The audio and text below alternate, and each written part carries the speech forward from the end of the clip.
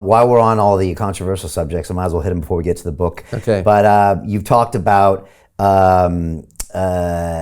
academia's missing men. I know at MIT right now, an institution that's probably, well, I don't know what it is actually. Maybe it's 60% men. 60 or 70% men, yeah. And I was there, it was 70% men. Yeah. Now is run by mostly women, and then not mostly, 100%. 100% women Yeah. in all of the executive roles. The chairman of the board, the president, the provost, the dean, and in this case 5 of the 8 engineering departments. Okay, which I mean, look, in principle that's okay, fine, but it clearly doesn't represent the demographics of the institute. So it indicates something's being done artificially. And as I point out, if it were the opposite, which it could have been, if it were 70% women and 100% run by men, people would be noticing that and arguing there's a problem. And so that kind of tokenism is dangerous, I would argue, because it also minimizes the people who run the place may be the best people. But you're automatically suspicious when you see that the boxes are being ticked, and that's what I worry about. Okay, I appreciate that observation. And then you went in further with white privilege. Talk about that and how that's also infecting academia and other pieces. You talk about papers being written about that. And, yeah, okay, you're really getting me now. Okay, I'll get all the hate mail I'm going to get after this program. But, well, look,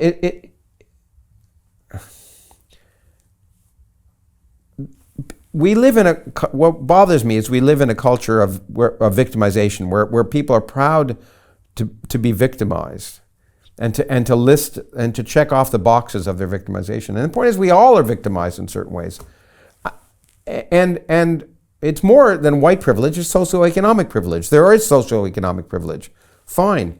But probably the group right now, and I was just reading this, that probably the group right now which is most victimized when it comes to the ability, let's say in academia, are poor white kids for many reasons. And just talking about how you're victimized is self-demeaning and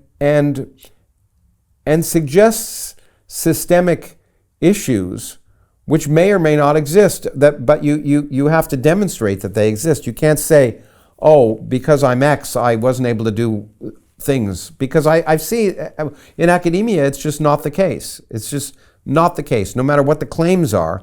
As a chairman of a department, I've seen there's less sexism and racism in academia than probably anywhere else in the world, but yet people are calling it systemically racist and sexist. And so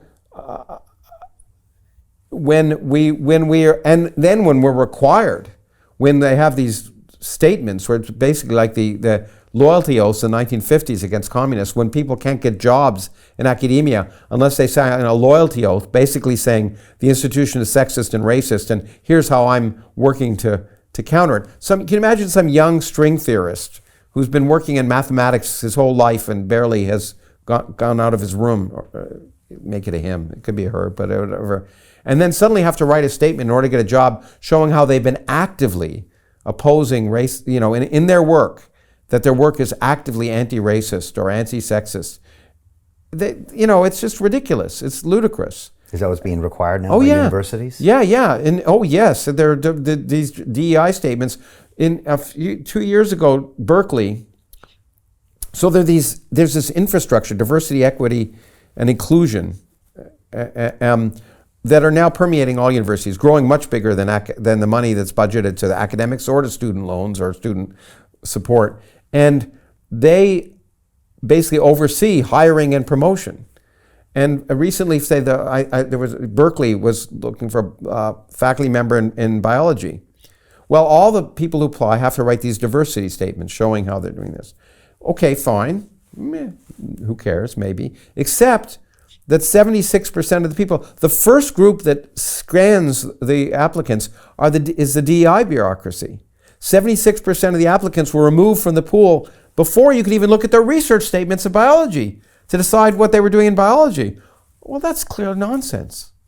I mean, it's a worry, and that you're seeing that you're seeing that requirement. And some people would say, in fact, I just published a letter by a scientist, and often my colleagues who are most sensitive to this are people who grew up in the former Soviet Union, where you were required to pledge, you were required to pledge to the party before you could be in academia. And whether or not you agree with the politics that are behind it, and again, it's well-meaning. Look, we don't want racism, we don't want sexism, we want equal opportunity. It all sounds good. But then if you're required to pledge to the political goals in order to get a position in physics or mathematics, that's a worry. I mean, your politics should be irrelevant. And moreover, an assistant professor, this is the other problem, an assistant professor or a postdoc is not going to, there is racism and there is sexism in various parts of the world and in various parts of society. But you're not going to solve the problem at the level of an assistant professor of physics. You're going to solve the problem in inner cities in the United States to make sure that there's schools and there's books. I lived in Cleveland and I used to go into the schools and I'd see how they didn't have books. And of course it immediately puts them at a disadvantage. Young black kids in Cleveland are at a disadvantage. But that's how you're going to solve the problem. You're going to solve the problem by trying to improve family life and all sorts of things. You're not going to solve it at the level of an assistant professor of physics. So Jim Rickards has just recorded a video that's not available to anyone in the public, and he's going to be talking about how this upcoming recession is going to be fast, it's going to be bloody, it's going to be nasty. But at the same time, he's going to show you how you can position yourself to profit from all of this chaos. Now, we've made this video only available to our viewers. Go to londonreal.tv/Jim. Watch that immediately. I can't say enough good things about Jim Rickards. He understands the global economic system better than any guest I've ever had on London Real.